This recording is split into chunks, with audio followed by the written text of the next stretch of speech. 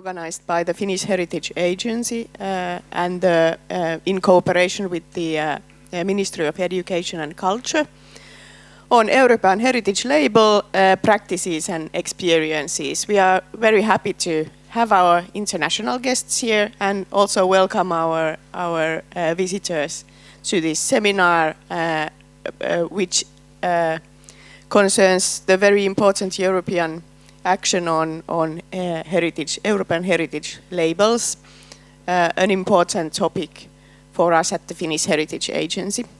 My name is Pirjo Hamari. I'm a Director of Development at the Finnish Heritage Agency, and I will be operating as the chair of today's seminar. Warmly welcome to all of you. And to open the seminar, our special advisor Leena Marsio, who is the coordinator of the European Heritage Label Action in Finland, will be coming here to say some words of welcome. You're welcome, Leena.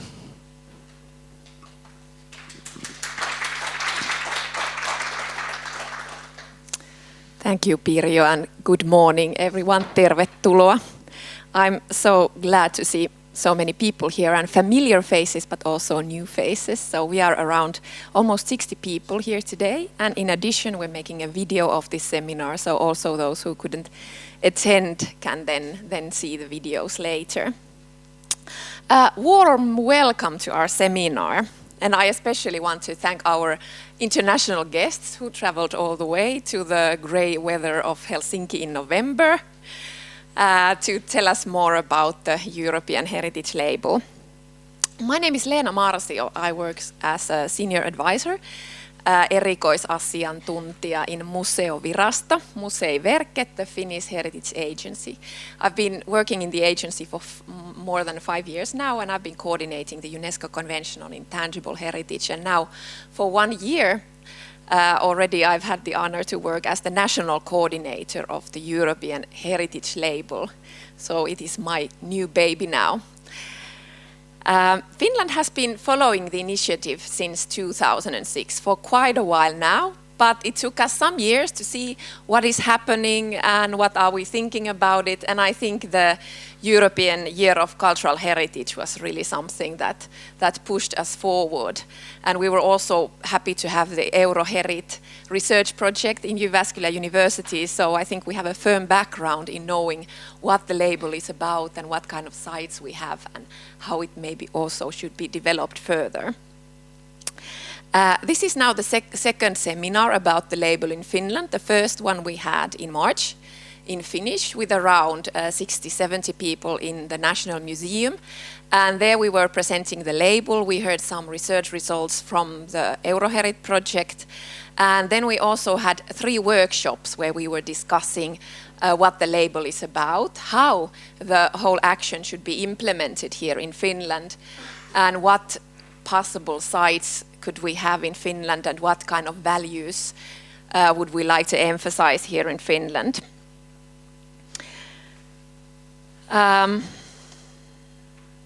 I've had 2 chances to meet up with the label community, so to say. My first time was last year September. I traveled to Krakow for a 3-day meeting, and now I went to Brussels a month ago. And it's been really inspiring for me to see this community, the people around the label. So it is the people who work in the sites here that we see in the background. This is actually the touring exhibition made by the Commission, and here you see what a great variety of different kind of sites do we already have. And then today we will hear from at least 3 of them, and then actually quite many examples from Hungary. So you see what kind of wonderful examples there already are under the label. But I've been happy and sort of convinced to see the spirit around the label, meeting with the site managers, national coordinators, people from the European Commission, from the expert panel. And I really thought there's a nice drive around the label, and it's getting stronger. I'm glad that today we will also hear more about the new network that has been established around the sites, and so Gerald will tell more about that in the afternoon. Since joining the label, an advisory group for the label has been established, asiantuntijaryhmä. And in this group, it was established this year, June. So we have members from the Ministry of Education and Culture, Mirva Mattila, who unfortunately had to cancel her presence today. Then we have the EUROHERIT research project, Tuuli, maybe you can stand up. So we'll hear Tuuli then later today. Europa Nostra Finland, Kirsi Moisander is still missing, but probably joining us later in the day. And then the Finnish Local Heritage Federation, so Liisa Lohtander is part of the group as well. And she's also working for the European Heritage Days. So I think in this group there's a really nice team of expertise coming from different fields, coming from different organizations, but also making good synergies between organizations. We are right at the moment making a plan of action for the label from now until 2022. This paper will be sort of a visiting card telling briefly what the label is about and how we aim to implement this work in Finland. Some key principles in this work are dialogue, cooperation, new insights, and looking into the future. Sustainable development will be a cross-cutting theme in this work. We will also establish a designated website, www.kulttuuriperintötunnus.fi. Don't go there yet, it doesn't exist, but we were optimistic that we will have it up and running in 1 or 2 months' time, and we wanted to have in the brochure already now. For Finland, I think it's important to be part of the label. We want to be part of the discussion of what Europe and Europeanness means in today's world. We want to participate, influence, and bring to the fore such values and such heritage sites that are important for us. We see synergies with other heritage conventions and processes, such as the European Heritage Days, the Faro Convention, World Heritage Convention, and the UNESCO Convention on Intangible Cultural Heritage. I think that for the Finnish heritage sites, which I think many of you today represent, the label will offer new kind of possibilities. What could be the narrative of our site from a European perspective? How can we reach out for young people, and how can we build long-standing projects to develop the sites? And how can we widen our network to reach whole Europe? About this, we have today a great chance to learn more about our speakers.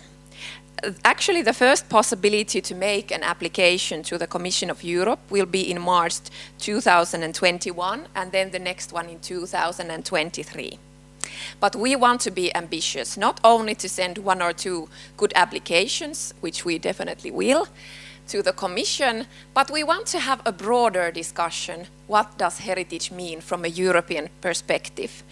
So we aim to launch a media campaign next spring with our partners to ask people, young people, older people, from NGOs, from heritage sites, from anyone, what does Europe mean in Finland? And through this campaign and through our website, we aim to have many examples that we could present further, and naturally from there then to go forward in the process and then to present something to the Commission and panel when the time is there. What is Europe? It starts from here, it starts from you, as the label slogan goes. This broader discussion around the theme is of great importance for us. So thank you once more also for the co-partners in organizing this seminar for the Ministry and for the EUROHERIT research project. I wish you fruitful discussions, good learning experience and exchange of views. Welcome. Thank you.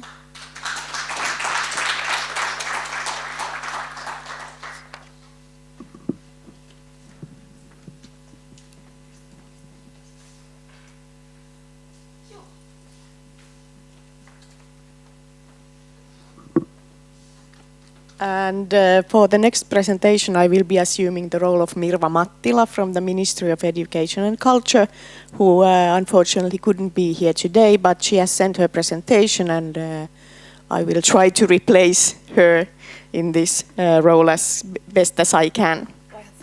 Joo, me voi vaihtaa. So thank you to the Finnish Heritage Agency for bringing together experts in this field from the European Commission and beyond. In Finland, the Finnish Heritage Agency is responsible for the European Heritage Labels national coordination. Working under the Ministry of Education and Culture, the Finnish Heritage Agency serves as a national expert, developer and authority on matters related to museums, cultural heritage and cultural environment.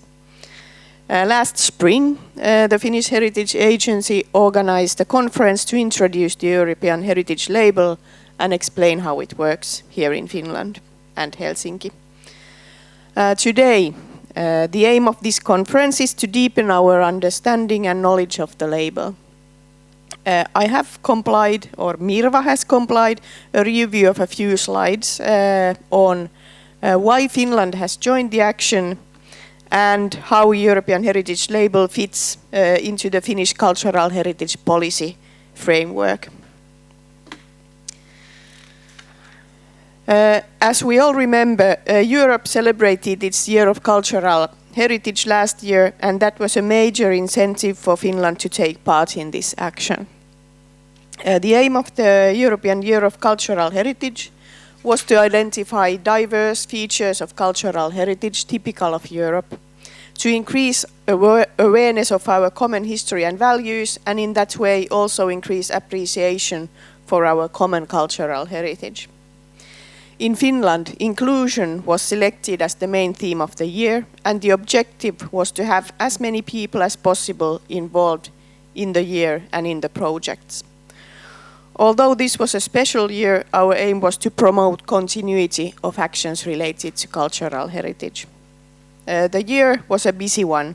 More than 300 events were organized in Finland during the year, including conferences, exhibitions, research and development projects, surveys, campaigns and courses. The activities also received some government aid. The Ministry of Education and Culture allocated over 420,000 euros to the Finnish Heritage Agency, distributed as grants to more than 30 projects focusing on inclusion. The applicants included associations, foundations and museums. The project themes were tangible, intangible and digital cultural heritage. All in all, our concept in Finland for the year was unique because we built the year up from the grassroots level. For this, we received well-deserved attention in Europe. The European Year of Cultural Heritage brought heritage to the center stage in the European Union as well. For example, cultural heritage is now very well represented in the European Commission's new European Agenda for Culture. And at the end of the last year, the Commission published its first European Framework for Action on Cultural Heritage. The Commission also encourages member states to draw up plans of their own. The action plans also aims to increase the visibility and impact of the European Heritage Label. And what's more, the Commission has actively promoted the integration of cultural heritage into different policy sectors, which is called mainstreaming. There are currently a large number of international policy instruments for different kinds of cultural heritage. They are all linked by an understanding of cultural heritage as a resource and a recognition of the importance of participation in cultural heritage.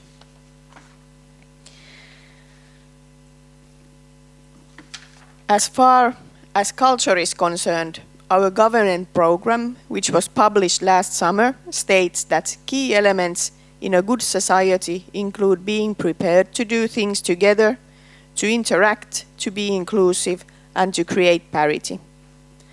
A dynamic cultural life has intrinsic value, and as such, it creates the foundation for a society where education and culture are highly regarded, strengthens democracy, and reinforces the freedom of speech. The government program also outlines our intention to draw up a cultural heritage strategy. This strategy a national strategy would meet the Commission's objective of drawing up a national action plan. The aim is for the strategy to be based on European and international commitments, conventions and recommendations. The strategy also intends to examine how cultural heritage can be used as a resource, in particular to increase inclusion and to create an ecologically, culturally and socially sustainable society. On a national level, the work on the strategy will begin next year. In this context, European Heritage Label will be an important tool when we debate the role of values, cultural heritage and a European identity. I hope we all have an inspiring and fruitful conference. Thank you.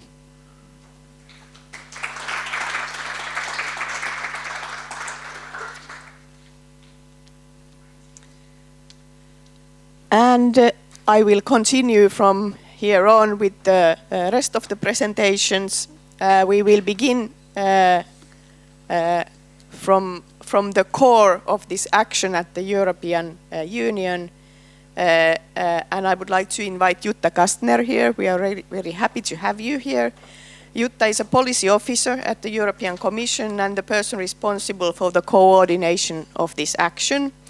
And I am looking forward to hearing what you have on more information on policy and activities updates on this action. Welcome.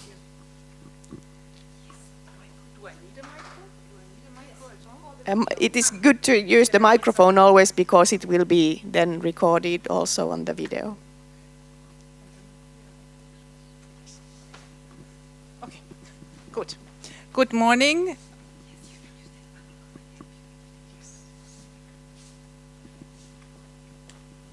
Yeah, good morning.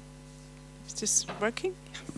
Okay, yeah, thank you very much, Ms. Hamari. Thank you very much, Leena, for the invitation to this seminar today. I'm very pleased to be part of this pioneer spirit, let's put it that way, because as you said, I'm a policy officer, but I'm working on this action since March this year only. So what Leena said, it's your baby. For us, it's our teenager. And during the last meeting we had in Brussels, we already started reflections on how we can make this teenager a grown-up. So that's why I'm very happy that I can be part of this, as I said, pioneer spirit, because you still have a fresh look from the outside as ministry, as potential applicants from the research point of view, and we are very happy in the Commission to collect all your reflections and also to exactly let them as input in our work, as I said, how we can make the action a grown-up.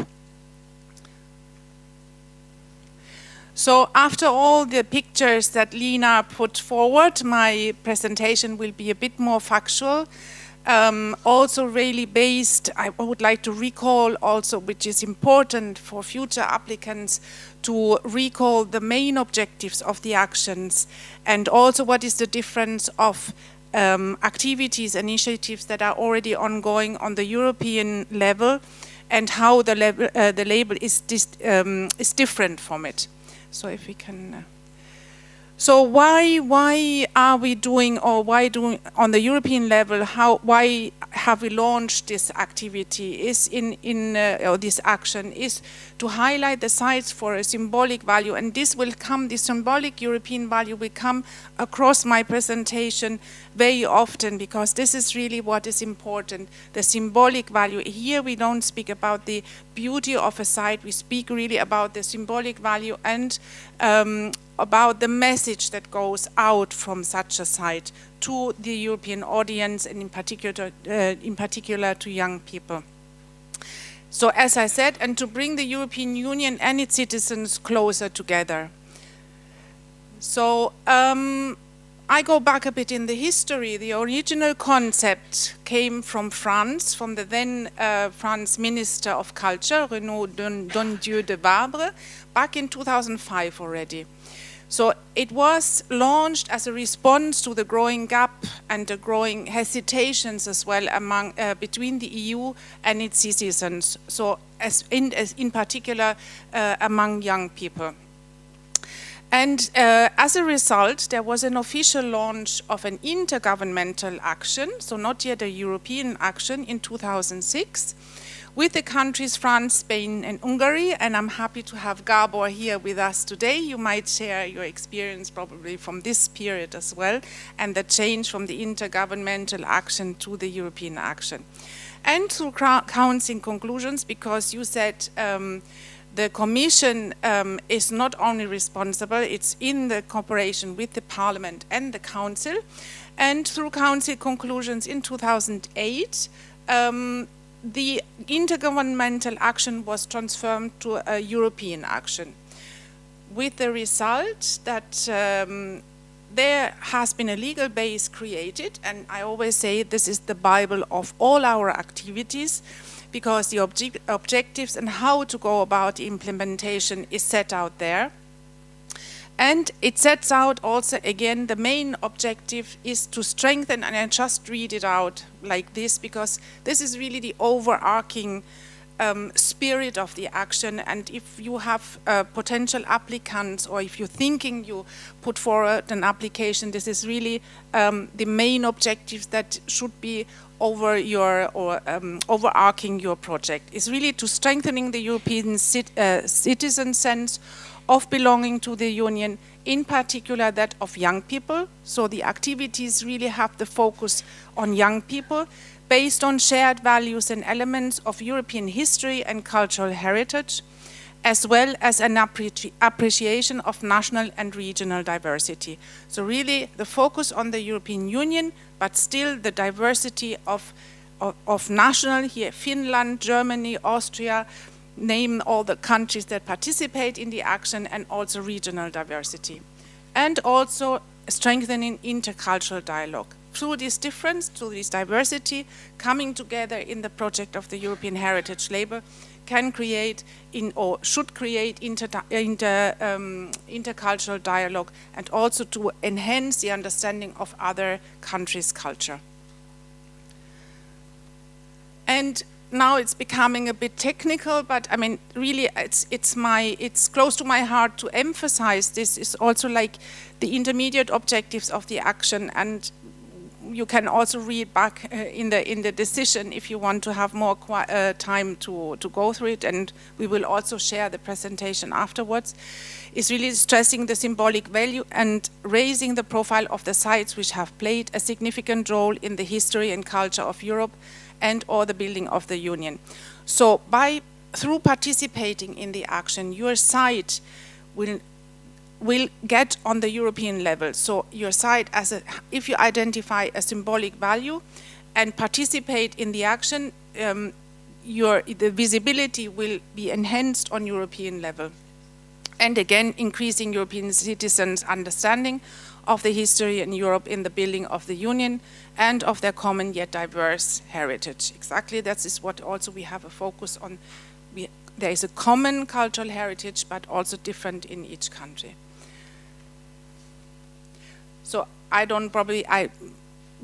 are probably yes for you as a site. What is also important for the project is then highlighting the European significance. So the first reflection that needs to be done at before or when designing an application, does our site have a European significance? Because what we are looking for, or what the panel will look for, is not only a significance at national level, but really at European level. And how can activities contribute to raise this awareness of the cultural heritage, and also how can you contribute in facilitating the sharing of experience and exchanging of best practices across the EU, being part of the network of European Heritage Label sites. And also think about how can the site increase and improve the access for all. I mean, especially to young people. Here again, we come to the project. For example, the site should be accessible and activities should be focused on pedagogical educational activities for young people. But I come to that later again.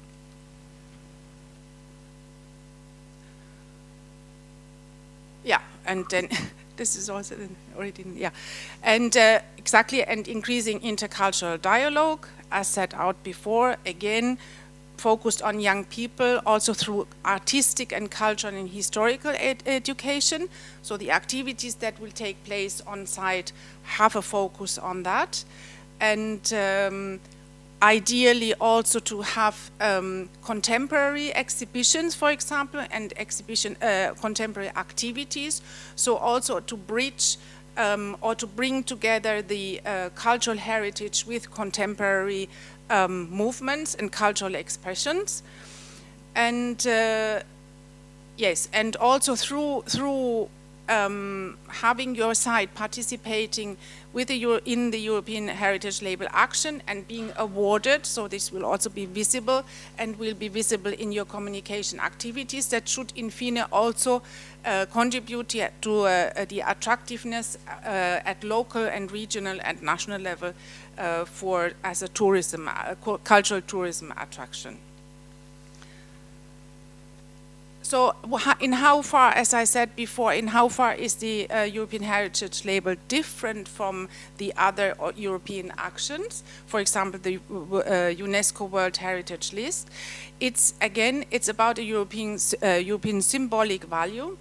It's about the educational dimension, and this really we need to repeat very often. It's not, and it's not about promoting European institutions across Europe. It's really like reaching out to young people and having this strong educational dimension, because this is also very important, because as you can imagine, sometimes the action is also in the focus and not always in a positive sense.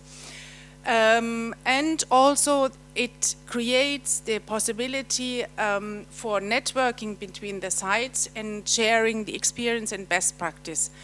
As you know, for the time being, the label does not come with a monetary reward, but what we create is the network, and Gerald will tell you more about, from the Imperial Palace in Austria, will tell you more about how this network is put in place in practice. So this is also a different positive added value of the European Heritage Label action compared to other actions. So, since its launch in 2011, so the official launch, now we should change this, 25 member states participate, and the member states participate on a voluntary basis. That's why we don't have, unfortunately, all member states on board. Very happy that Finland joined in 2018. We don't have on board Ireland, UK and Sweden. We are reaching out, like we discussed before, we are reaching out to these member states as well and try to encourage their participation, because it's really, it's regrettable that they are not yet on board. And for the time being, we have 38 sites labeled. We have currently the selection process ongoing. You know, when you look at the decision, there is a calendar annexed, and every 2 years we have a selection round. That's why you prepare for 2021. And currently we have the selection ongoing, and we might have 10 more sites on the list. So for the time being, the shape of the sites look like this.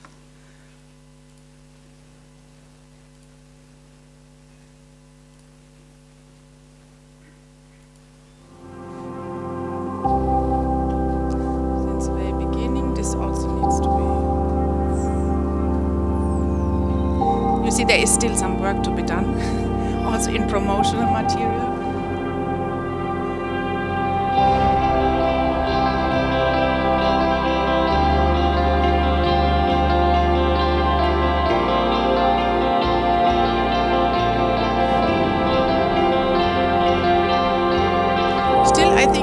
Quite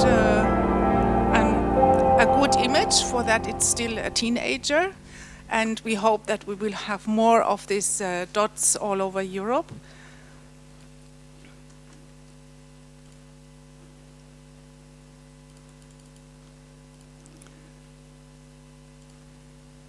Yeah, I continue then. I mean, please don't hesitate also to interrupt me if I'm going too fast, or if you have questions in between. I don't mind. I mean, go. Please don't hesitate.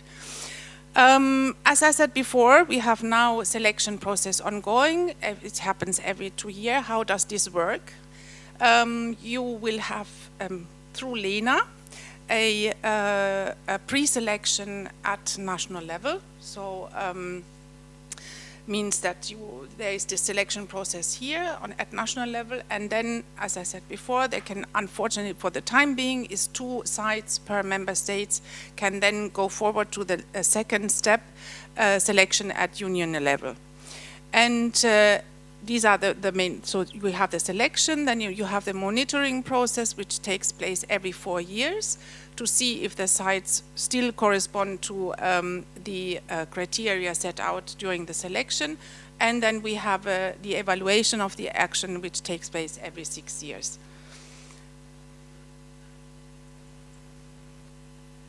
So what are sites? Which sites can be proposed for the label?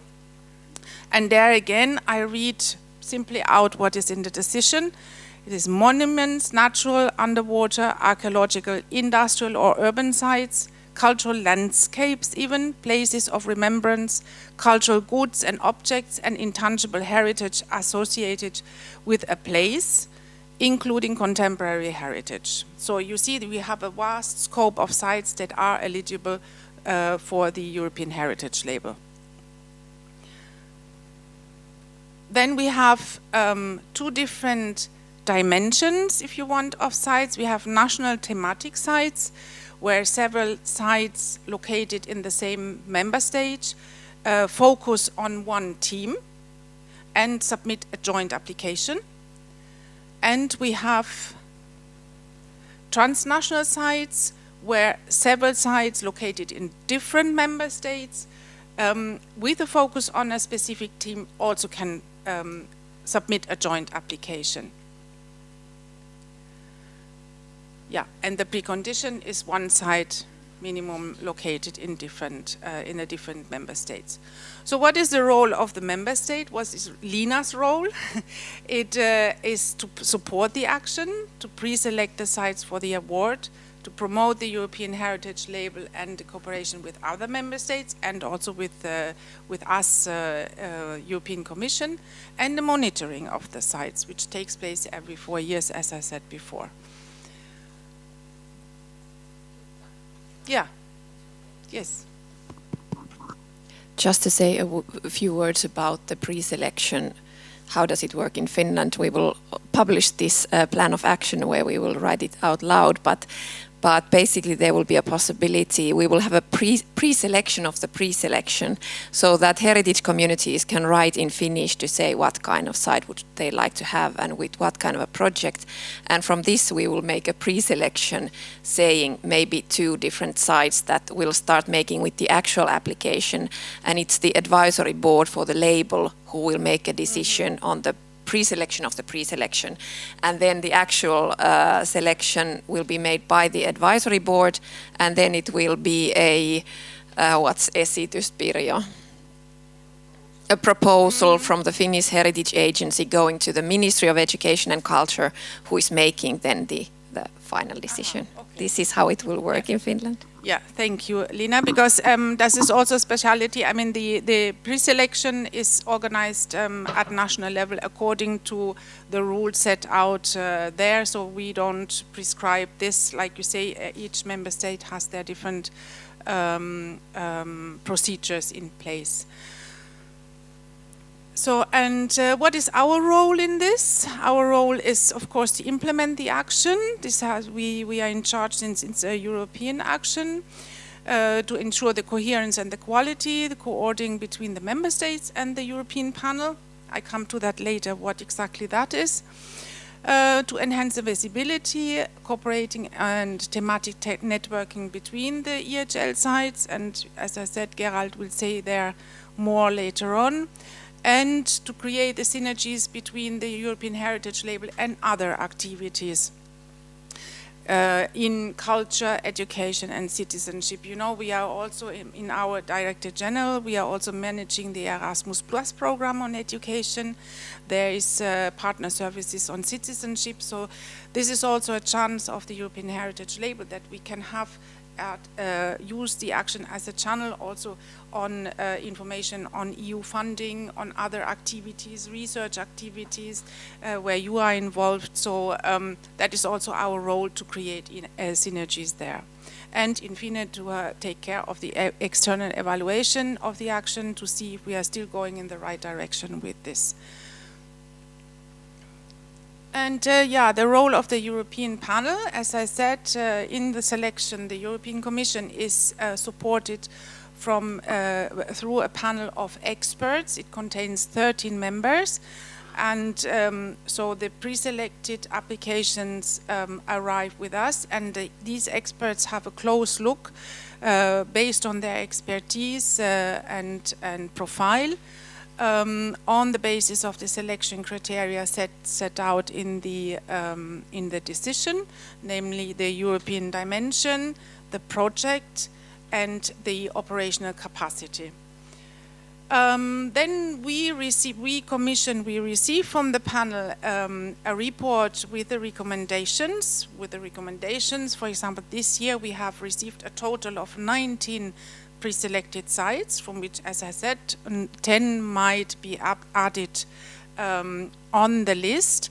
So the panel establishes a report and says these sites we can recommend for the label, the other sites not for that and that reason, but in the report you also find an encouragement for those sites who haven't made it through the selection process also to reapply again. So this report is then submitted to the Commission. The Commission transmits it to the European Parliament and the Council. This might seem to you administrative process, but we need to also ensure that there is the other institutions have a say on the selection of the site. The same happened when we got the pre-selection. They were published to provide the opportunity for any organization or the other institutions to say, for example, no, there is a site on this list of pre-selection that where we would not agree that they would this site would get the label. Yeah, and the EU panel also establishes, on the basis of the information that are provided to us, with the monitoring report is analyzed, and then there are recommendations issued if necessary. Yeah, and after the selection, this is a photo of the ceremony back in 2018, no, 16. Oh, I don't remember. It was still our previous Deputy Director General. It took place, 18. Brussels. Okay, sorry, 18. So, and here you see this is what the site will be awarded with. This is a what we call in our jargon a plaque, so a label that will be exposed outside the site. And there's also, during the award ceremony, there is a symbolic smaller one. And as I said, there is the award ceremony where normally the commissioner will take part, and where the sites are awarded for the label, and also making the effort and being motivated in being part of the network.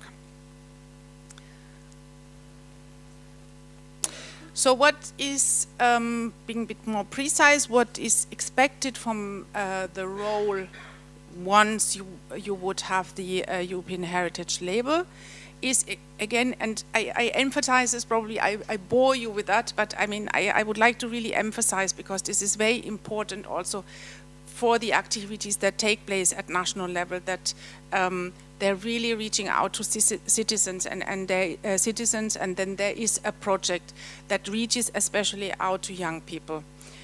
And again, raising the awareness of about their European significance and contributing to the network among the sites to share experience and best practice. So what does the Commission provide, or do we provide to help you implementing the project and the activities? There is a toolkit in place. Also there, it's at a teenage phase. I mean, there is still room for improvement, and I'm really happy to hear as well today feedback from you, from the experience you might have made already so far, or through Leena, and to improve this, because we are aware this still is in place since the very beginning. I mean, procedures and demands develop, so we will work on that as well. So where you have also the information communication material, how to reach out, I mean, postcards are there about the sites and different other material, and the flyer that you provided in Finnish, yeah. And yeah, we continue. So what are the benefits? So not only there is tasks to be fulfilled or activities to be implemented, there are some benefits. Unfortunately, as I said, for the time being, they are not, the label does not come with funds. Make appeal to your through your ministries and through national level to European institutions that can probably be changed in the future. But for the time being, we offer a networking of labeled sites. I mean, as I said, Gerald will say more. There has been an investment, also a monetary investment to enhance the activities of this network. So they are more in a structured form. And then there is a yearly meeting where Leena participated, where the sites come together, the national coordinators and the panel, to exchange practices, to exchange experiences, and also to prepare the ground for common projects. And I also take part in the evaluation of cooperation projects under the Creative Europe program, and I have seen already some European Heritage Label sites being involved there and being funded their projects under these other EU funding possibilities. So I would like to share with you a video and about a site and how they implement their projects. Why have I chosen the Hambach Castle? It's a bit a personal story, because I come from Germany, as you might have already recognized. And when I took up the job in March, I had a week of break, or February, I had a week of break, and my colleagues told me, but when you go in this area, it's close to my home, I mean, there is a EHL site there, why don't you visit it? And I said, I will do that to see also what is the label about. And I know this site as a school pupil. And we have made an excursion there, and it was somewhere hidden in the forest. I mean, it was one day off from school, not more than that. Let's put it that way. This site has the label, and I'm really, that's why I'm keen to share with you this video, because not only how the site has developed, but also I think this video, I mean, sorry for those who are present in the room, I'm sure you also have very good activities in place, but I think it features very nicely what the site can do, looking back at the history, looking back at the symbolic value, and also the activities that are in place, especially for young people. Enjoy.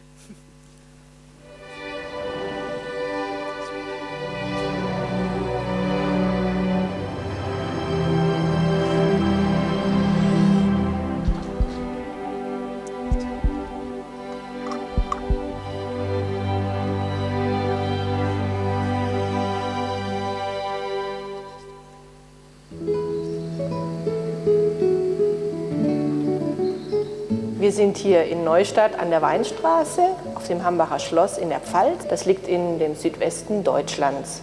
Das Hambacher Schloss ist schon seit dem Mittelalter eine berühmte Burg gewesen und war eine der modernsten Befestigungen, die es damals hier in der Region gegeben hat. In der jüngeren Zeit berühmt wurde das Hambacher Schloss durch das Hambacher Fest. Am 27. Mai 1832 sind hier über 30.000 Menschen auf den Schlossberg vor Neustadt hierher hochgewandert. Da waren dabei viele Menschen aller deutschen Landen. Es waren die Franzosen, es waren Polen mit dabei. Man hat sich hier versammelt und für die Freiheit, für die Einheit Deutschlands und auch damals in besonderer Weise eben auch schon für die Einheit Europas gekämpft und gesprochen. Deutschland war damals durch die Vielstaaterei in ungefähr 40 kleine Staaten aufgeteilt gewesen und man hatte hier mit sehr vielen schwierigen Lebensumständen durch die Zölle, durch schlechte Ernten zu kämpfen und hat somit dann hier das Aufbegehren gegen die Unterdrückung durch die Obrigkeiten versucht durchzusetzen. Das Hambacher Fest hat sich dadurch ausgezeichnet, dass es in einer sehr friedlichen Weise abgelaufen ist, dass Menschen aus allen Gesellschaftsschichten daran teilgenommen haben. Mit sich getragen haben die Menschen damals die schwarz-rot-goldene Flagge. Heute ist das die Nationalflagge Deutschlands. Auf die Farben Schwarz-Rot-Gold ist man wohl gekommen, weil schon das Lützowsche Korps von 1813 diese Farben mit sich getragen hat. Sie hatten schwarze Uniformen, rote Aufschläge und goldene Knöpfe. Das Hambacher Schloss setzt sich aus mehreren Gebäudeteilen zusammen, die hier oben das Ensemble bilden. Der Hauptpart ist das Schloss selbst. Es ist in dieses historische Gemäuer bei den Renovierungen in den letzten Jahren modernste Technik eingebracht worden. Wir sind also nicht nur eine historische Begegnungsstätte und Erinnerungsort für Demokratie, wir sind auch ein aktives Veranstaltungshaus. Durch diese moderne Ausstattung, die wir in den Renovierungen erfahren haben, ist das Schloss bestens ausgerüstet, um sowohl im Veranstaltungsbereich, im Theaterbereich, für Konzerte, aber auch im Tagungsbereich das entsprechende Equipment vorzuhalten und auch entsprechende Kapazitäten für größere Menschengruppen und Veranstaltungen hier vorzuhalten. Was unsere Besucher mit am meisten anzieht, ist natürlich die Dauerausstellung über die Geschichte des Hambacher Festes und über unsere Demokratiegeschichte in Deutschland und den Weg zur Einigung Europas. Die Ausstellung ist so gestaltet worden, dass sowohl erwachsene, ältere Menschen als auch eben schon die jungen und auch die ganz kleinen Besucher ab dem Grundschulalter auf sehr interaktive und spielerische Weise sich mit dem Thema Demokratie auseinandersetzen können.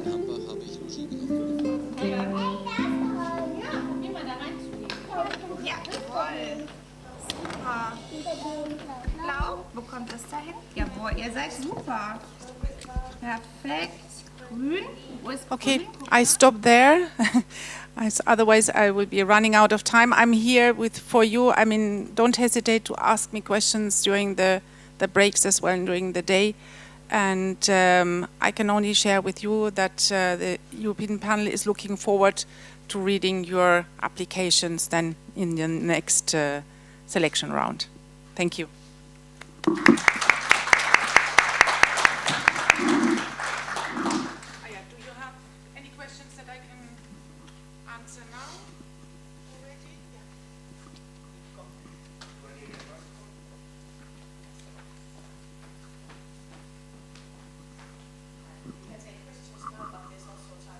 Okay, I'll try to make it short. I'm Mikko Härä, Director for the Cultural Environment in the Finnish Heritage Agency. And what actually, thank you for an excellent presentation. What actually struck me was the importance of the young people.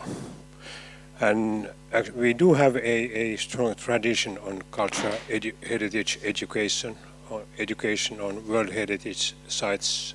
But anyway, this seems to be a true challenge because, for instance, taking a look at our audience today, we used to be teenagers. It's quite true, but we all get old and how to, so to say, in the choice of the sites, how to stress the importance of the young people's, so to say, attitude or relationship with the site or the sites, how then to proceed in order to keep up, so to say, the forever young type of activity and the role of the sites themselves. We tend to get institutionalized, and that's maybe the most important risk so far that I've taken into note. Yeah. If I can comment on that, and later on also I'm probably Gábor wants to say something to that as member of the EU panel. We are not looking out for sites that are attractive to young people per se. We are looking out for sites, like say, with a symbolic value, and that's why I was also keen to share with you this video, because at the end it brings very well the activities. You see, that's why the selection and the panel looks very much on the project of the sites that are put forward.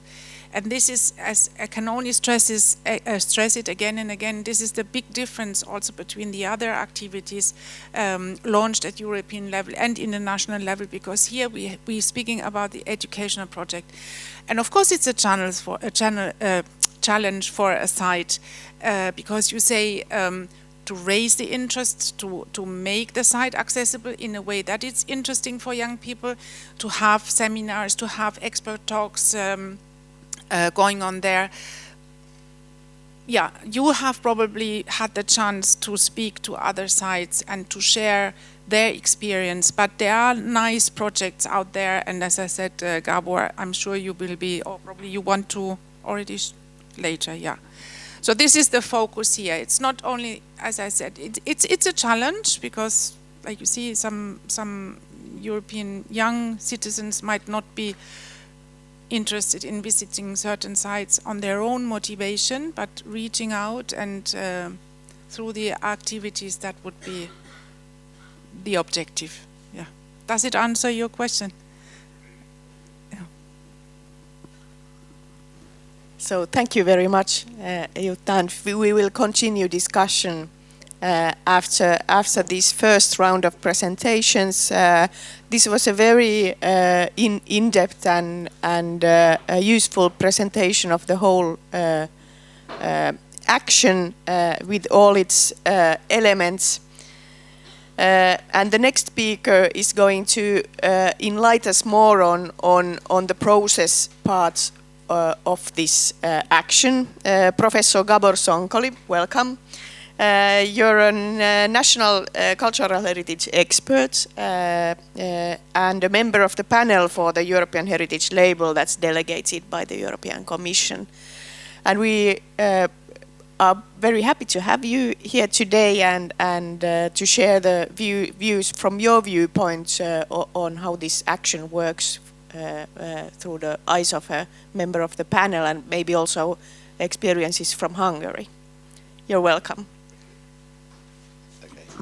Thank you so much. First of all, I'd like to thank all the organizers, Leena, for inviting me. It's a great honor to be here, and for Tuuli for suggesting me. And of course, as a Hungarian, I'm always very happy to be part of this family reunion in Helsinki. And my situation is very easy, because I'm a scholar, I'm a historian. At the moment, I'm the Dean of the Faculty of Humanities. And I'm working on heritage, European heritage, national heritage for 20 years. And I'm the member of the panel since 2017. I don't know how we do the switch. Okay. Excellent. So, as in my double situation, as a scholar of heritage and a member of the panel, and of course as a Hungarian, I was asked to talk about the Hungarian experience and also to give a vision of a panel member. Of course, I don't represent the opinion of all the panel members. This will be very individual. So first, I'd like to talk about how Hungary and the culture heritage discourse got together, and why there's a special situation, I suppose, in the whole discourse of culture heritage in my country, which can be shared with others, I suppose. Then I'd like to talk briefly about the EHL sites in Hungary, then make some observations and a panel member, and finally give some concluding remarks for the discussion. As I mentioned before, Hungary didn't have a word for cultural heritage for long.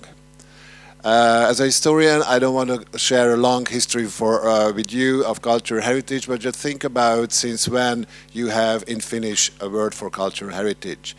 In Hungary, it started somewhere in the 80s, and it was not an inner development.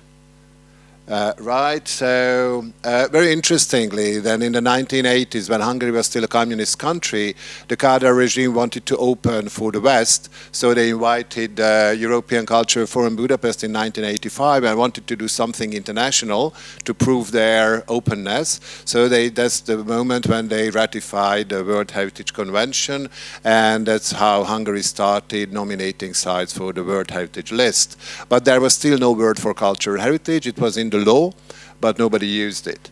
The big change happened in the late 90s, 1908, when the first Orbán government renamed the Ministry of Culture to Ministry of Cultural Heritage, and nobody understood why. And I was a young historian then, finishing my PhD, and I asked all my colleagues, what is cultural heritage? They said, we don't know. I said, why do we have a ministry for that? We don't know. So I started studying this as a historian. I just wrote an article, and after that I just realized that I'm in the middle of a huge identity construction in the contemporary Hungary and in Europe. Because I just understood that cultural heritage that time was a double sword, a sword with a double edge. Once it was a means to express how dedicated Hungary is for Western values, since we were kind of harmonizing with European laws. And it's still happening, because when we talk about cultural heritage in English or in French, we are very Western, right? But at the same time, cultural heritage was a shift from culture to cultural heritage towards non-critical interpretation of the past. Since cultural heritage is not history, but this is also a kind of authorized version of interpreting the past. So it's an excellent, in Hungarian, this is an excellent means to use the past uncritically for political purposes. And it's still, that's the beauty of cultural heritage. You have the two extremes within that. And it really depends on us how we use this. And as you can see, after that, it was actually the second Orbán government who, the first one who didn't only created a cultural ministry or renamed it for cultural heritage, but the more than 120 years old Hungarian monument protection institution was renamed in the Office for Cultural Heritage Protection, which was very harshly criticized by the monument, actually experts of monument protection. They were not happy with it. They were against that, but that was again a political decision. So in our, and it's the same thing is happening in other Central European countries, how, as in German you say Denkmal or Denkmalschutz, so monument protection is replaced by cultural heritage protection. Of course, it has also very strong political involvement. I don't want to go into that because that's not the topic of today's discussion, but it's very interesting that all along the 2000s, and this is also the decade when Hungary joined the European Union and was very enthusiastic about this first, slowly the monument protection gave place to cultural heritage protection. But cultural heritage couldn't stay very long because in the 2010s, so in this decade, even cultural heritage protection disappeared per se, and now it's all went to the Chancellery, to the Prime Minister's office, and it's all under human resources. So you can see that conceptually cultural heritage was a means to replace critical interpretation of the past and also the history of monument protection into something else. What's happening right now? We don't know yet what it is. But at the same time, Hungary, as in Jutta's presentation you could see, was very enthusiastic in 2006 to join this intergovernmental initiative by France and Spain. Of course, that was only 2 years after Hungary was joining the European Community Union, and the Hungarian population still is actually, was very favorable of this action. And so Hungary joined, and new sites were nominating, but that nomination was very much a bottom-up thing, and it was rather later replaced, what Jutta mentioned also, by the 2011 decree, and the whole EHL process became much more formalized and more institutionalized. In Hungary, actually, and that's why I'm very much impressed by this event right now, because there was no public debate about European Heritage Label. It was considered as one of the many European actions. It was considered as an administrative task. The national coordinator is at the moment, she's at the Prime Minister's office, which is a huge office. And among other things, that's one of her tasks, that dealing with the European Heritage Label nominations and evaluations after that. As you could see, that time, the ministry, which used to be the Cultural Heritage, became the Ministry of Human Resources.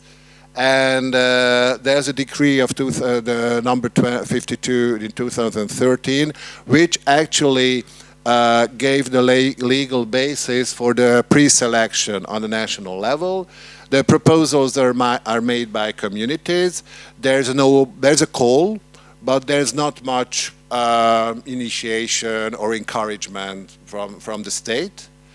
And the proposals are selected by a body of experts. You could see those areas which are written in this decree, which area should be present in the committee. And there's the national evaluation, and I have to tell that even the fact that there's not much encouragement and there was not much public debate in Hungary, among those countries which have the most sites at the moment, there was one Hungarian site actually selected in each selection year so far. And you could see in the last two lines which are the countries with the most sites: France, Poland, Germany, Hungary, Netherlands, and Portugal. And maybe I not unveil a big secret, because the selection this year is going on, that these countries are still very active in the new selection too. Which are the sites? The first one was the Pan-European Picnic Memorial Park in Sopron. There's the Austro-Hungarian border. And of course, this was an easy nominee, because that was the first event when the Iron Curtain was broken in Europe. And actually, they say that the first brick from the Berlin Wall was taken out here. The site was selected in 2014, and what is interesting, that this is the only Hungarian Hungarian site so far which was monitored and evaluated 2 years later. And here are some texts. Jutta mentioned that there are every 4 years there's a monitoring of the sites, so it's not obvious that a selected site would stay on the list forever. And you can see that even that the site has great potential to communicate unity, helping migrants going through a border, etc., etc.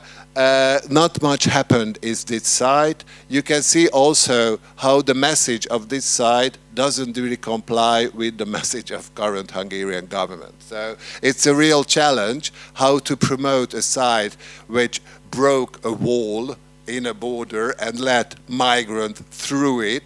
Doesn't really help at the moment. But it also shows, and I think I'd like to stress that aspect of the EHL, that the EHL sites on a local level could express something individual and real European values. Clearly, in the Sopron site, the potential is there, but the monitoring showed it kind of in a very gloved language, but still open language, that there's much more to do in this site.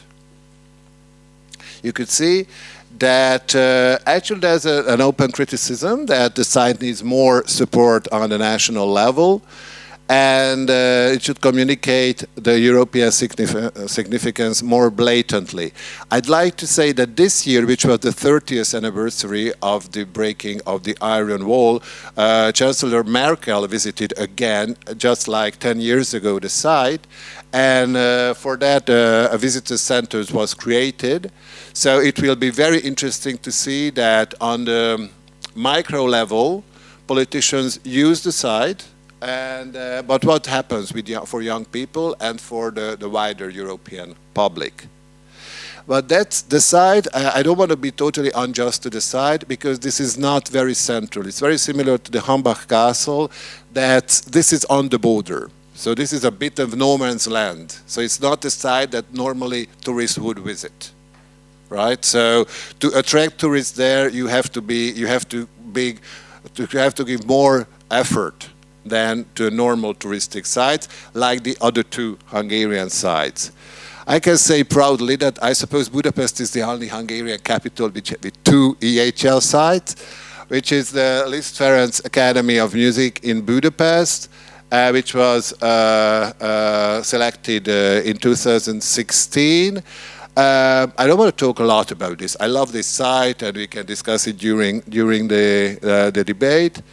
And the next one, actually, this is the biggest synagogue in Europe. This is the Dohány Street Synagogue Complex, which was built in the mid-19th century, in the 1850s. And as you could see, this is not just a place of worship, it is, but it's also a museum and a Holocaust memorial. And I have to tell you that in Budapest at the moment there are 4 Holocaust museums, and they are contesting with each other. So we are with this site, we're in the very middle of, again, contested territories and contested pasts. And this site was selected in 2018. So much for the Hungarian side. Maybe just to finish before I start my observations as a panel members, that as you can see, these sites are in a way very much independent, the last 2 ones, and they really show the different levels of cultural heritage formation or building. The academy, the music academy, is actually a university. So it is an obvious place for young people, and I have to tell you right now, more than 50% of their students are non-European, mainly from the Far East, Korean, Chinese, Japanese, and this is the first place where they meet Europe. So per se, this institution is very much an ideal case for transmitting European values, whatever they mean. We will discuss that later, for young people and young non-European people. And this is also a site which already had a connection with other EHL sites. For example, the Palace of Justice in The Hague. They organize concerts together. So even that whatever is happening on a macro level in the country or a state level, the sites, the EHL sites, are excellent. They have excellent possibilities to represent European values on a lower level, regional or local level. And it is also very interesting how the sites became the sites. I think it is kind of accidental. There are anecdotes why this site nominated itself and why the other one. There's no one pattern. It doesn't happen like that all the sites are selected top down or anything like that. These are really bottom-up proposals. And it's also interesting to see those sites which were not selected, either on the national or on the European level. I can tell because I heard some stories, and of course I was asked to discuss with a few, and they all came from the citizens. So it's really encouraging. It's really encouraging, I think. The same with the synagogue. The synagogue, for example, I have a cultural heritage master at my university, which is like 3 blocks from this building. And every time we have all our students study there, and there are visiting tours. The museum is one of the best place to exhibit new museology, for example, in Hungary. So, and the archives are open for students. So honestly, and I think maybe I don't unveil other things as a panel, but during the selection there was a harsh debate about this site, because they said, should we promote religious sites in Europe? Because if we start with the synagogue, then all the cathedrals could be on the list also. Is it a value? But the site was not chosen because this is the biggest synagogue in Europe. So it's not the outstanding European value, if you wish, but because it opened itself as a religious institution for the public, for teaching, for young people, and it's also openly a museum and a Holocaust memorial. So there are hundreds of thousands of visitors every year, and they can see the 3 aspects of the neologue approach of Judaism. So, of course, for the panel member, I was present in 2 selections, in 2017 and that of this year, and I can say that, of course, there are long discussions, so to speak. Jutta was the witness. And actually there were 2 different panels, because the panel members are changing. We have mandates for 3 years. And I think one of the greatest challenge for us to understand is the highlighting the European significance, whatever it means.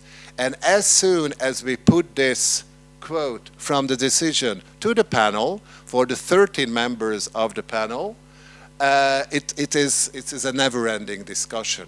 We all feel and we all agree that European values are crucial, essential, and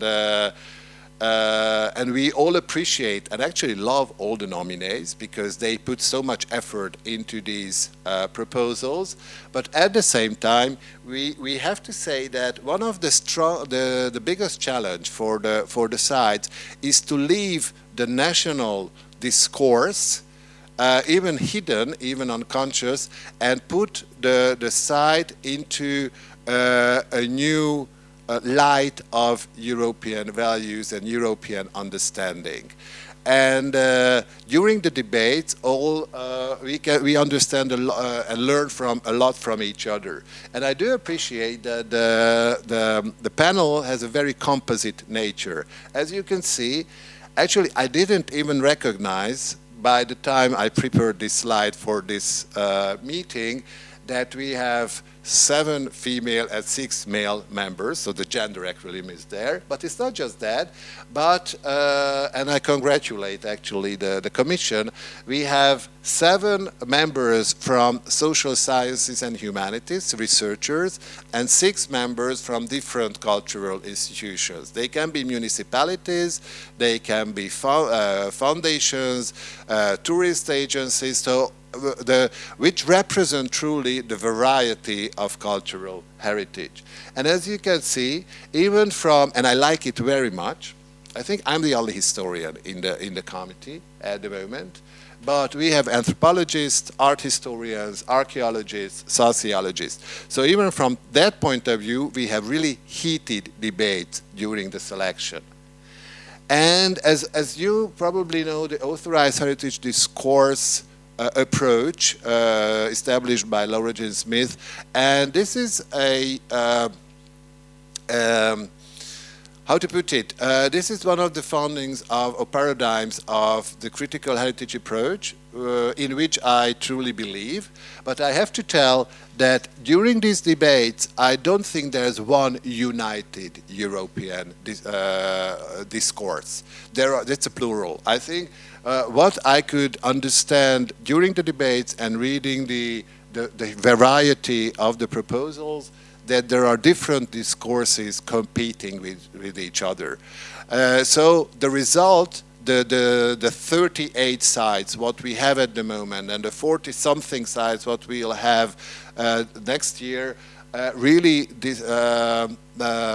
they are not decided beforehand. So this is a kind of accidental how it happens, how it's growing, and it's still a teenager. I wouldn't say maybe it's not even a teenager. So it's you know it's at school, that's for sure. So it's not fully fledged.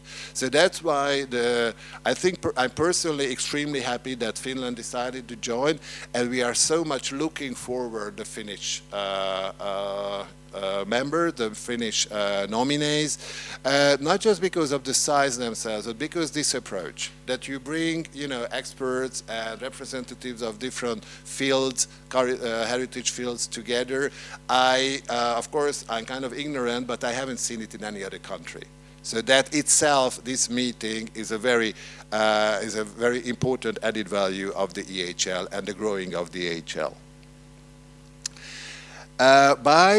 For concluding, because my time is running, I think in the last report, 2017, I already participated in it, so we decided to give some vision for the future.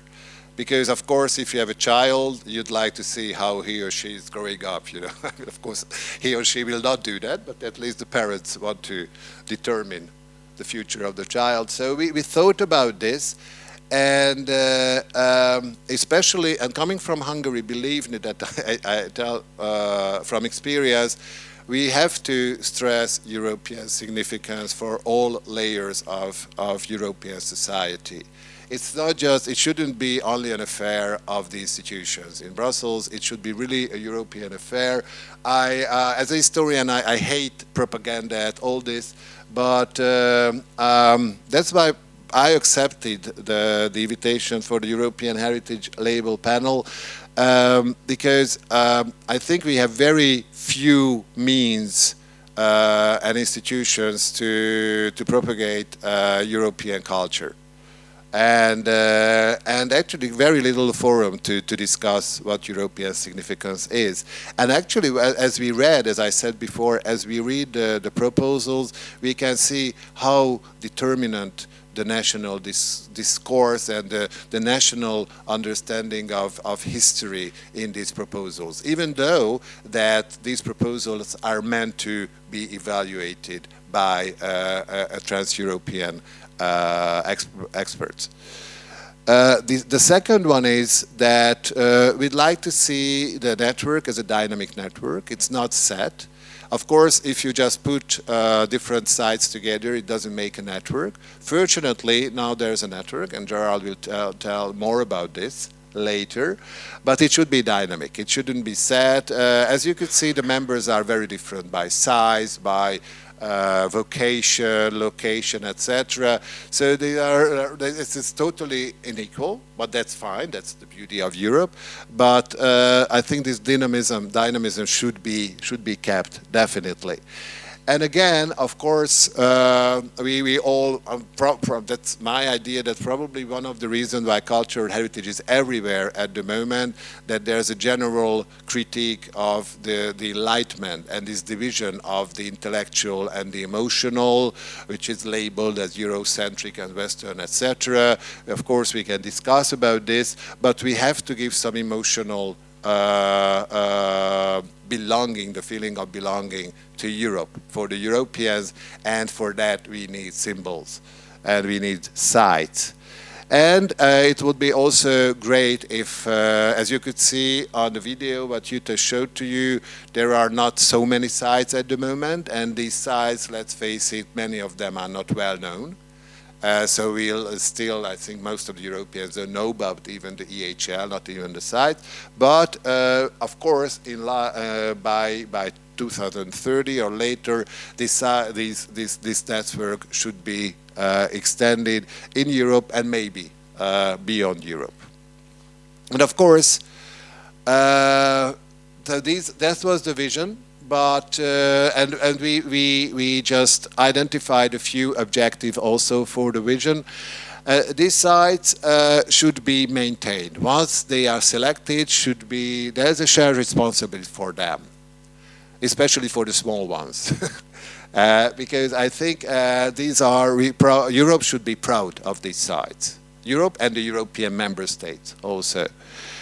And these sites should help to understand our society. You could see on the pictures, there's a huge variety. There are so different sites. Many sites reflect important events in the social development of Europe. I think they can help. They can really. They are not museums. They are sites. So we should really reflect also how these sites are related to museums and other ways of exhibiting the past. And of course, they should represent a quality shift of appreciation of European values. That means that we should really discuss what European values are, and it shouldn't be only a matter of politicians or decision makers. It should be the matter of those who visit these sites also. And of course, they should also introduce a new heritage governance, whatever that means. Of course, that could be a discussion also for one day. But that means these sites are not there for their beauty. These sites are there to learn how to deal with the past and how to manage these sites in the most participative way possible. And of course, these are wonderful objectives, but they won't happen if they don't get money or funding. So these are also what we were proposing in this vision, that the European institutions and of course the Commission should take the whole EHL initiative much more seriously. There needs more funding and an official acknowledgement for that. And of course, the young people, the aspect of young people was stressed. We should find other ways to, for example, not just to exhibit the individual sites for young people, but to show them as a network. Already we made some suggestions for education. These sites are very often close to universities. We saw that for the Horizon Europe, the budget for Erasmus will double or triple. Why not including the EHL sites, for example, in the Erasmus? Why not giving free access for European citizens who wish to visit another EHL site in another country, etc., etc.? So there are already means at the hands of European decision makers. I suppose these hands should be used for promoting European heritage label sites. And of course, the big question is with global warming and all the problems that probably our travels will be limited. So how these sites can be made available for Europeans through new technologies which are not so usable for nature. And of course, and that's why I'm really glad that you invited researchers for this meeting, including myself, that these sites shouldn't be just exhibiting power or giving a showcase for the European institutions, but they should be also open for researchers, and these should be places of debate on European heritage, and that would be an excellent means to leave nationalism approaches and nationalism in scientific methodologies. So thank you so much for having me here, and I'm ready for the discussion.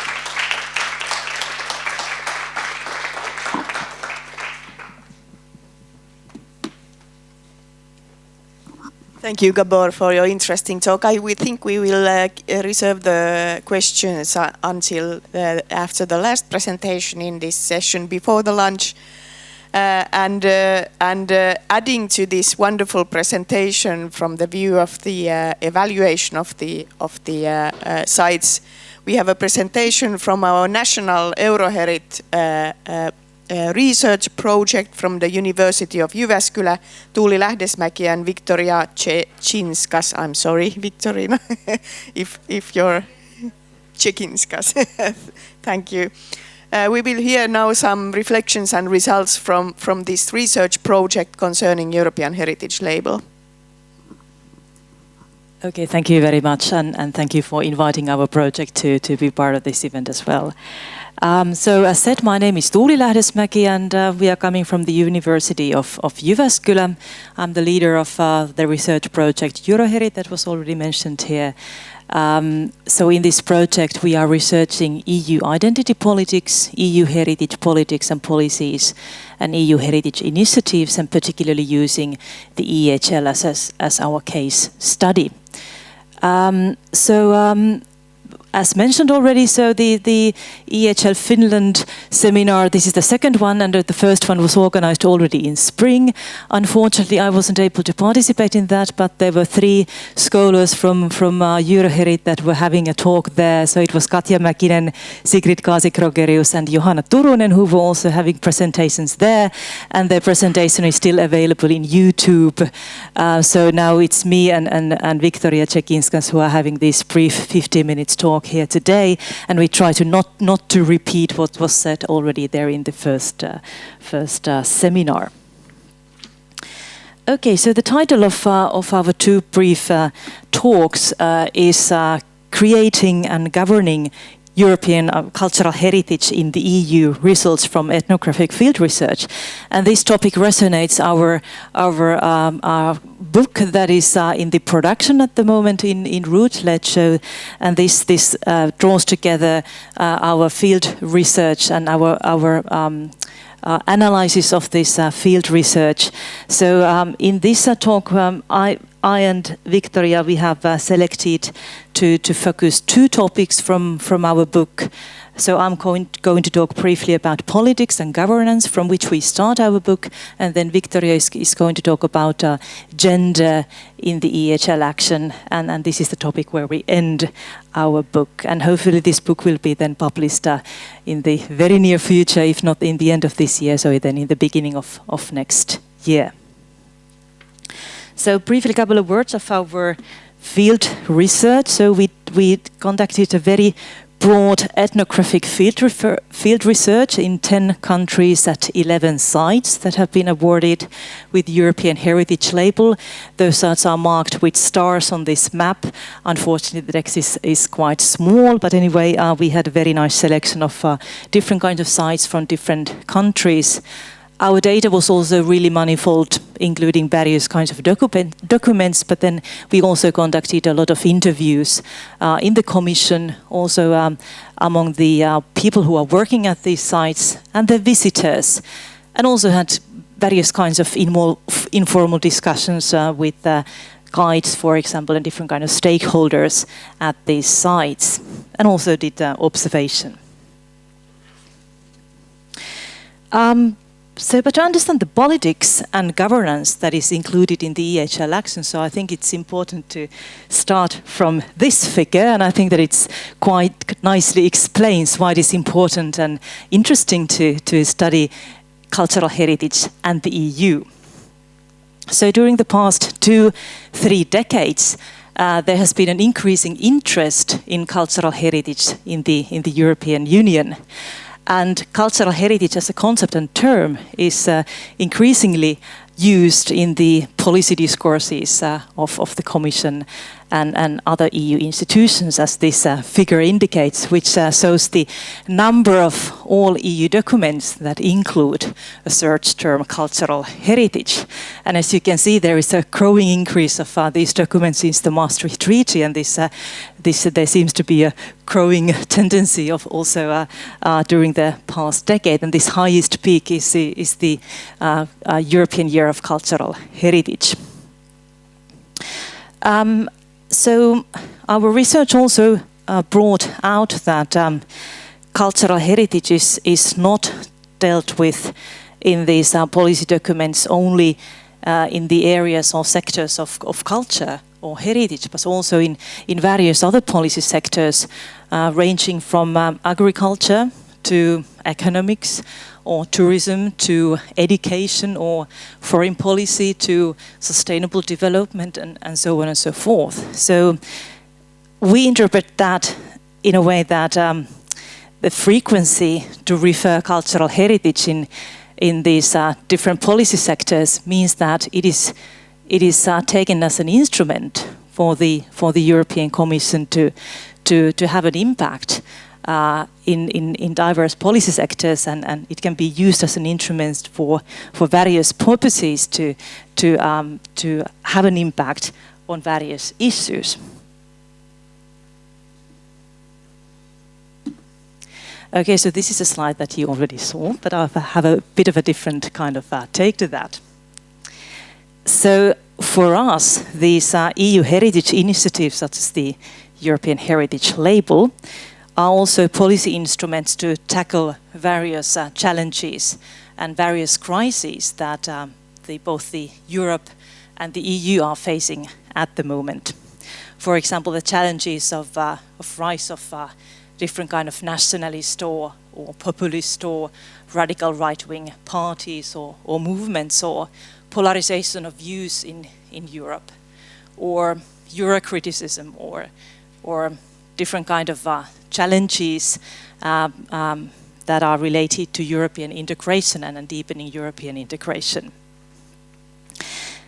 So the EU heritage initiatives, they seek to strengthen a particular European narrative that emphasizes that we are diverse, but we also share some common heritage, and these aims are stated very clearly here in the decision on the EHL action, as was already mentioned in Jutta's talk. So strengthening sense of belonging and strengthening intercultural dialogue. So from our point of view, this action includes a very strong aim to increase so-called inclusive Europeanness as an opposite to exclusive Europeanness that many of these nationalist or populist or radical right-wing actors are promoting in today's Europe. So from our point of view, the EHL action is actually very much about politics. And I have been interviewed by quite many Finnish journalists and radio reporters, and when they have heard that, or when I have said them that this action is very much dealing with politics, so their response and reaction has quite often been like, is there some politics involved in this? Like, ugh, politics? But I have tried to emphasize that if there is some politics involved or included, it doesn't automatically mean something negative. At least I think that it's very easy to agree with these political aims. Okay, so then to governance. So as I said, so we start by analyzing governance in this book that we have been writing. And I think that this figure illustrates the governance in the EHL action very well. So it's easy to recognize how the EHL action follows so-called multi-level governance.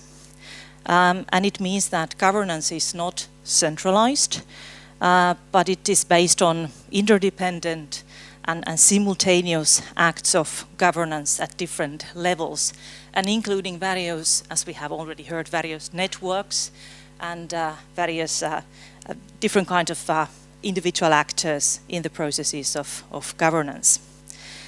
And also the EU has recently emphasized participatory governance in its heritage policies. And this means including, for example, different kind of stakeholders, different kind of experts, also citizens at the very grassroots levels to policy-making processes to increase democracy and democratic decision-making. And of course, we see a lot of advantages in multi-level governance and in participatory governance, such as, for example, sharing the power and engaging people to decision-making. But our research also revealed various challenges included to both of these governance models. So, for example, multi-level governance can be interpreted as having a kind of a twofold nature. So it both encourages non-governmental actors to participate in governance, but it may also simultaneously complicate governance by spreading it to different levels, and also involving and equalizing very different kinds of actors to processes of governance. And similarly also participatory governance, even though it seeks to engage people at the so-called lower levels and grassroots levels. But this act may be only apparent as there is still someone who is, having the kind of the holding the power in higher levels. And we think that the European Heritage Label and the idea of European significance, as we have already heard as the key criteria of this action, these are very exciting examples of the use of power and governance. So, as we have already heard, the European Heritage Label is based on competition between local level actors. Local level actors, they have to compete whether they are European enough, whether they have enough European significance. And then, of course, the first actor to use the power in this competition is the national pre-selection panel, and the most important user of power is this international expert panel. And of course, then it's the European Commission who is awarding these labels. And as said, the core criteria of the EHL action is called European significance. So it means that the applicants have to narrate the meaning of their site following this criteria. But what this European significance actually means, so as you can see from this slide, so this decision and this criteria is emphasizing, for example, as we already heard, symbolic European value, or for example, a pan-European nature, and so on and so forth. And these are, of course, really abstract issues, and that what do they actually mean? So here the applicants, they have power to interpret these very abstract ideas from their perspective and from their point of view, and try to concretize them in their applications. But of course, then it is this EU level selection panel who has the highest power then to decide that whether the sites have interpreted these very abstract ideas in a correct way. And in our field research, we came across cases where the actors at the EHL site had thought that, okay, this is how we understand Europe, and this is how we want to approach the idea of the European. But then the actors at the EU level had interpreted the European in a different way. So for us, awarding these labels, it is a kind of performative act to create the idea of European cultural heritage, and through this act, heritage become officially labeled as European. So what has been then the impact of this action at the local level? So when we were doing interviews with people who are working at these sites, they quite often emphasize that getting the label has not really changed their kind of everyday routines at the sites. But whether depending on the getting the label or not, we also noticed that there has been quite a lot of development, for example, their exhibitions or other activities. And of course, this is how the sites are responding to the requirements of this action, because as we already heard, the sites in the proposal, they have to propose a project that they want to develop after they have received the EHL award. And also, we also noticed in our fieldwork that quite many of these sites, they kind of started to rethink cultural heritage, perhaps a bit more broader way after receiving this label, and also in European context. And this is, of course, what is expected from them when they are part of this action. So in this sense, we've, from our research point of view, we argue that governance creates the subjects that it seeks to govern, because it kind of involves actors being part of this kind of processes and governance models. Okay, so coming to the first slide. So I think that the core opportunities as well as the core challenges of the EHL action is to really engage European citizens to discuss that what European cultural heritage means for them, and also what kind of heritage they see or they would like to see as being discussed as European. And in our project we have been also interested in this kind of questions. So in the last European Researchers' Night, which was one day in September, we did a kind of a mini survey in Jyväskylä City Library. And we interviewed briefly 44 people and asked from them that what they see as European cultural heritage and to what sites or what things from Europe they would like to give the European heritage label. And well, no surprisingly, quite many of our interviewees, they mentioned nature and art and also folklore, architecture. But what we found really interesting that quite many of them were stressing equality in different ways, like women's right, children's right, equal education, or just equality more broadly in society, or social justice more broadly. And when we were doing our field work, we also noticed that this is a topic, equality and gender, that definitely should be dealt more in the EHL action. And this is now the topic then Viktorija is going to discuss a bit more.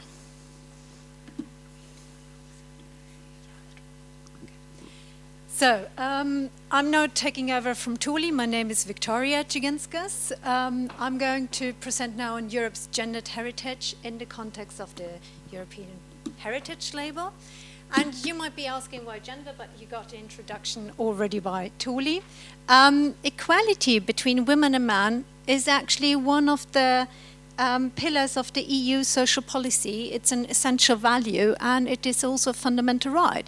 Actually, already the Treaty of Rome in 1957 was kind of inscribing that equality of men and women is introduced in the principle of non-discrimination in the labor market.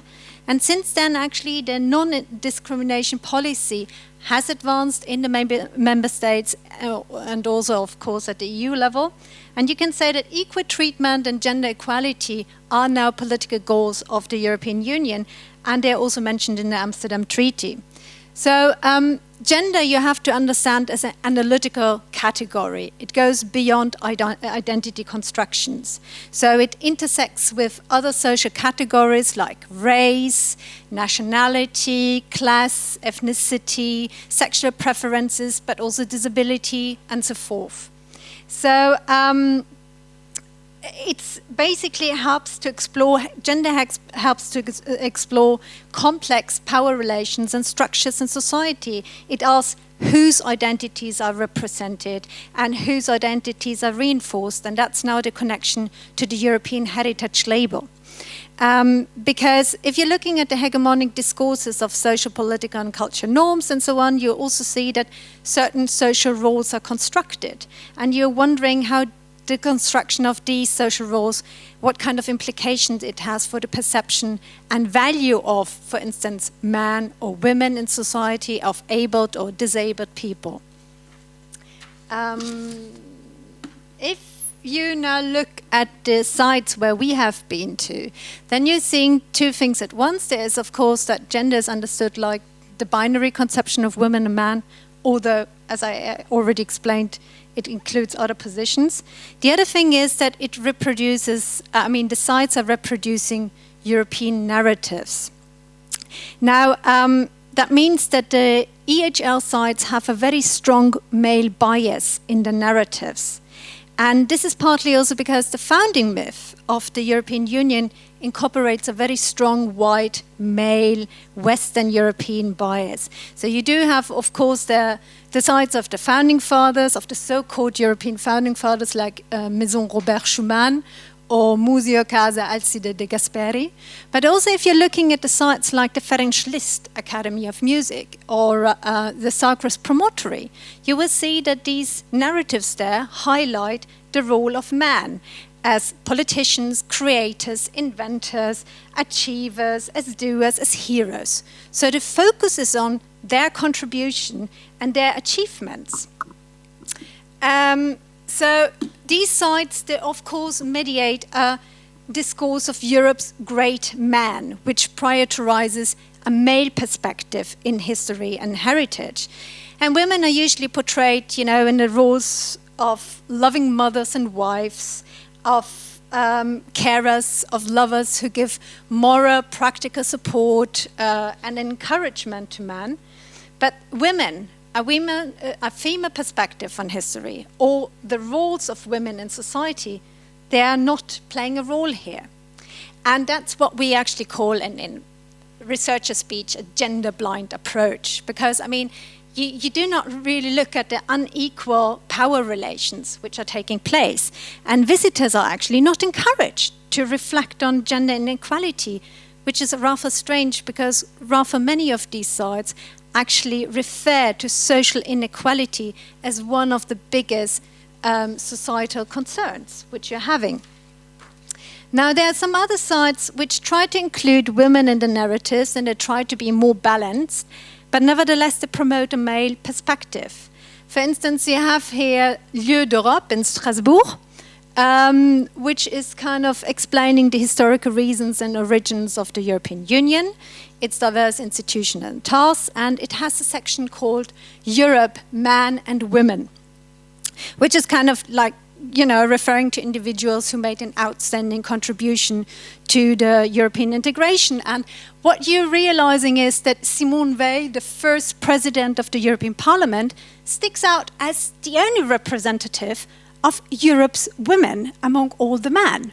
And this is kind of pronouncing a little bit the lack of a female perspective in Europe's history and heritage. I mean, the whole exhibition of Lieu d'Europe is not raising or creating an awareness of Europe's great women who have also contributed in the past 70 years, you know, to the political developments, to the debates, to cultural transformations of Europe. And somehow the women, they're there, but they're not there. They're materializing actually in their absence because they're not really referred to. Then there's the Hambach Castle, of which we've already been speaking, which is also trying to include more the women, because women played an important role in the original event, the Hambach Festival of 1832. They were encouraged to become politically involved in the political struggle for freedom and civil rights alongside men. So they do have a section called Women in the Revolution of 1848-49, which is this part there. They are trying to have this female perspective in the guided tours, where they're all the time referring to the women who also participated in the event. But the female perspective remains, first of all, a little bit separated from the grand narrative of the whole event, which is kind of highlighting the historical achievement and involvement. And as already pointed out, if you're thinking that the exhibition is kind of on 2 rooms, spread on 2 rooms, then there's this little part on the female perspective of history is not really very much, I would say.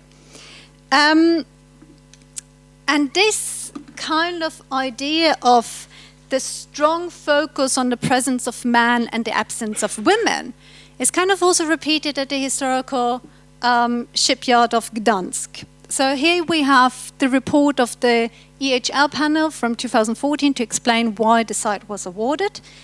And it was basically for the role which the solidarity movement played for the social and political transformations across Central and Eastern European states. But at the same time, the report manages to highlight the role of the men who were involved in it, but it pays absolutely no attention to the participation, contributions, perspectives of women who were actually also involved in triggering, spreading and constituting the strikes across Poland. So they are rather invisible in this report. And if you're going now to the exhibition of the Solidarity Center at the shipyard, you will see that actually the strikes involved men, women, and not only workers of the dockyard. But how many of you are still remembering that the strikes were actually triggered by firing a female crane operator, Anna Valentinovic, because she participated in the activities of the then illegal trade union? And how many more of you will still remember that the strikes continued thanks to Alina Pinkowska and Anna Valentinovic? Because on the third day of the strike, the shipyard management was ready to meet the demands of the workers, and Lech Walesa and the other strike leaders, they were ready to, call off the whole strike. But these women insisted on, let's continue the strike, because now the strikes have been going across the whole of Poland, so let's show solidarity with the other strikers as well. However, these women, their contribution, which is also kind of a heroic narrative, has disappeared from the public eye. Nobody really remembers them. And the EHL site is offering a guided tour at the shipyard where they're kind of explaining what were the different work conditions for women working at the shipyard and the role in the Solidarność movement. But the question is, of course, how many visitors participate in such a guided tour, and whether they do not leave the site with a quite male perspective on the historical events, because somehow Solidarność, the strikes in Poland, the further social, political and also economic changes in the aftermath, they kind of become connected with man.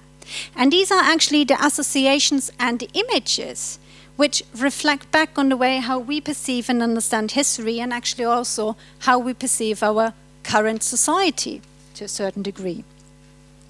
And to a certain degree, you can also say that about the Great Guild Hall.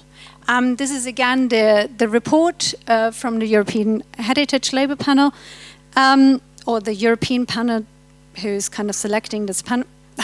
You know what I mean. The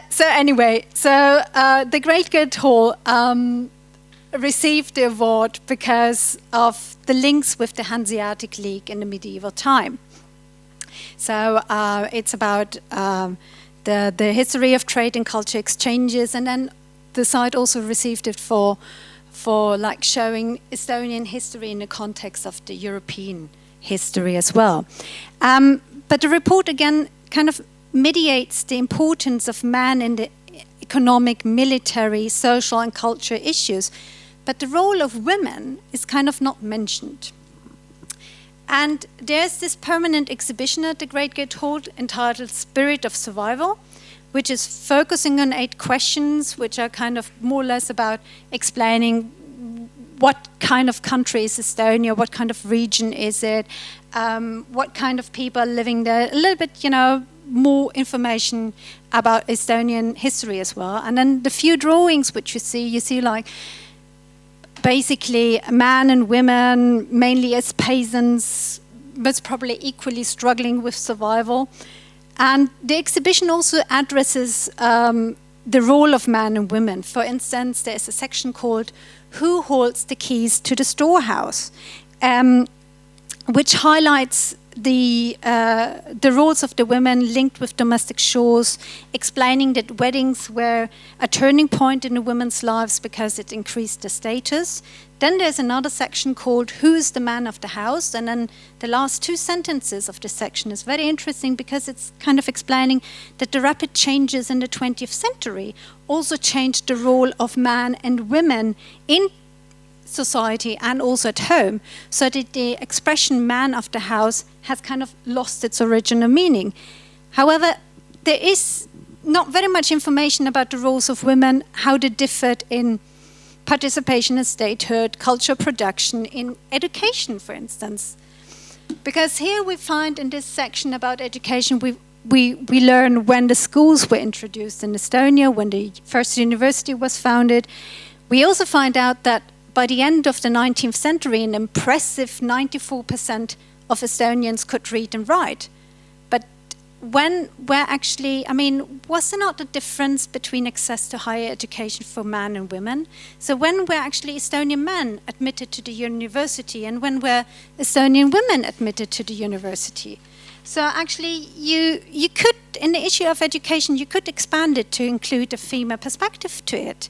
So why there's not an explicit male perspective, there's also not a very balanced perspective regarding men and women, and this impression continues with the other sections of the Great Guild Tour, which is about the history of the Great Guild and about the different power elites which used to rule Estonia. You see lots of pictures or associations with men, but women are scarce.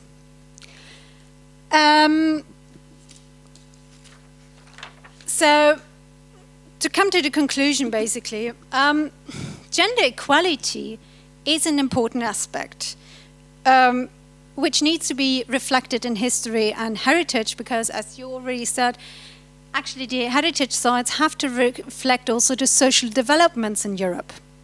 And gender equality is one part of it. So there's the tendency also in the EHR awarded sites to underrate the roles of women. In contrast to men, powerful women in history are usually treated as exception to the rule and not as inspiring or engaging examples. And while they're not always portrayed in submissive roles, they're usually always connected with this kind of traditional gender roles, you know, like household chores, domestic things, tasks, childbearing, fashion, also an appendage to man and their political, social, cultural and intellectual achievements. So this absence of women and their contribution in Europe's heritage and history raises several important questions, like who is actually included and who is worth being remembered in Europe's history and heritage. Because if we fail to reflect on the role women played in European societies, we run the risk of really like representing a monolithic structure of society. And how can actually then gender equality progress if the issue of gender inequality is not really addressed? Because gender equality is very topical in various areas. If you're thinking about girls' access to education, this is linking to the word overpopulation, to the climate crisis and climate catastrophe. It is kind of linking to further discussions of social injustice, social inequality, discrimination and so forth. Even if you're looking at the populist movements, it becomes very important because, I mean, the populist movements are trying to, you know, reduce women again to traditional roles of mother and family carers. So while there is a very strong narrative in the European Heritage Label of Europe's great man, which prioritizes, of course, the mediation of a white, male, Christian perspective, there's no such similar narrative existing of Europe's great women, of Europe's people of color, of Europe's people of different religious background, and so forth. And the crux is that the view of white men as the core actors in what is framed European heritage is also reproduced in the minds of the visitors. Because heritage has this very, very symbolic potential. It is helping to shape, you know, the images and narratives a society wants to preserve and remember. So it influences, of course, public recognition of gender roles. So what we actually need is a stronger representation of different perspectives, of which, of course, the female perspective is just one. And this is necessary in order to constitute a more encompassive, inclusive and diverse conception of Europe and Europe's history and heritage. And now the European Heritage Label is a new label. It's very young in that respect, but it has also the possibilities of setting its new accents. And one of the first steps could be maybe to take more notice and support an equal representation of gender in its narrative. So you could consider to have gender equality even as a criterion for the selection of future sites. And actually the European heritage label sites can play an important role. They can help to promote a broader, more inclusive perspective in European culture heritage. And they can also contribute to construct knowledge about the participation of women, of people of color, of different religions in Europe in all areas of social, political and cultural productions and transformations, both in the past, but also now in our times. And what's interesting, both in Europe and beyond. So, thank you for listening.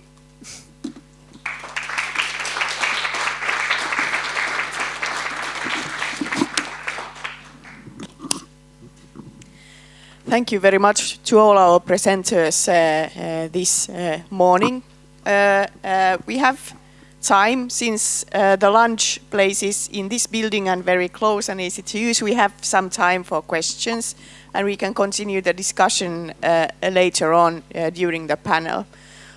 So I would now invite if the audience has questions to any of the presenters this morning on the topics that we have been discussing today. Please use this opportunity, and I see a question at the back.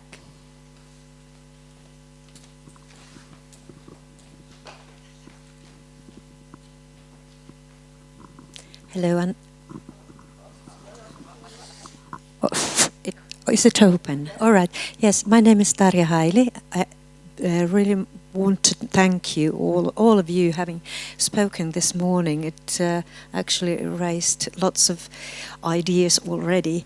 One thing I'd like to ask you, who know about the already existing venues and about them, what is actually most of all missing at the moment, not showing? Maybe Gábor might have an overview, your personal opinion about this. Sorry, that's a very cheap answer, Finland. No, but now, honestly, the Northern Europe is missing very much, but we don't, go regionally. Maybe that's not the best analogy, but if you think of the World Heritage Convention in 1978, the 12 sites, that was awkward, right? It was the Ile Gorée with the slavery and Krakow, etc. And if you compare that with the actual site, with the World Heritage List with 1,000 and more than 1,100 sites, there's no comparison. So we don't know what's missing. I mean, that's really up to the Europeans to give. What is good that we don't have the classic sites, except for Athens maybe, which is, the Parthenon. All the others are kind of unusual, or they are not monuments. So that was very good, and they all reflect the variety of Europe. I mean, there are and many sites. On the selection, we regretted all the sites which were not selected, because the smaller sites, very often there are villages. In Poland, there's a small village, actually two small villages with cemeteries, and we really appreciated those communities who presented themselves, because we don't know how they got the information and how they got all the the courage and the knowledge to fill the not so easy EU formula in English, for example. But still, very often they couldn't surpass the national narrative, which was really sad. So we don't have any agenda in our head in the panel what we'd like to have. So that's why, for example, the gender aspect is very important. I truly agree with that, and actually it would be so good to have more more funding for the EHL to already, but maybe Gerald will talk about this afternoon, that we could have thematic years, for example. The thematic years like about gender, children, social inequality, heroes, for example. There are not many heroes in this side. That's good also. I mean, the names which were offered, like a Czech composer, I'm sorry, not selected later, but nobody knew about him. So, but that's good. That's good because there's no forgotten aspects of Europe. So I think it's very important that we don't want, at least, okay, I don't want personally a repetition of the national pantheons and pushing those persons to the European level. No, I mean that's good. We need more, I think, hidden treasures. Those persons, those events which were important for local or regional levels. So I don't know what Jutta can. No, what I would like to add as well is that what I sense from your question is like, where would be the entry point for an application coming from Finland? And I would recommend not to go into this direction, because the beauty of the European Heritage Label is, as you said it before, it's a bottom-up approach. It's really you feel what is there, and you take the motivation and you go the way towards a European dimension. You see what I mean? I would not.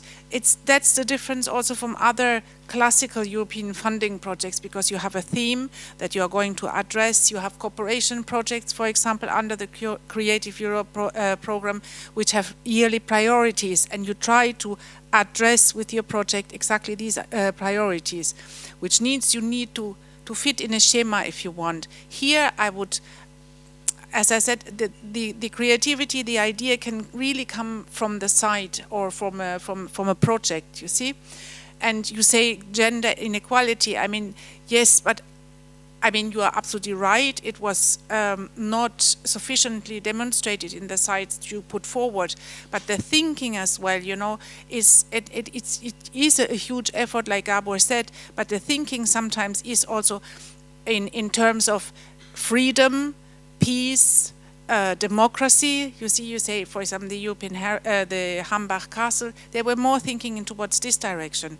You see, but you are absolutely right. We could, like Gábor said, we could take the other thematic themes. Either we can inspire in the networking events and also how to tackle and how to put that aspect more forward.